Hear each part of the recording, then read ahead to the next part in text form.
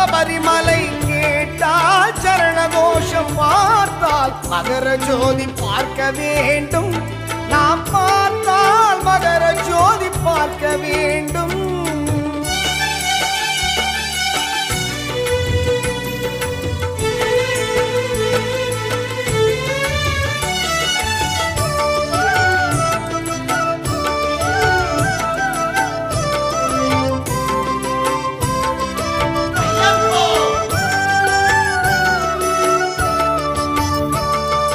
மண்டல காலத்தில் மாலை அணிந்து மணிகண்டன் நாமம் தினமும் சொல்லி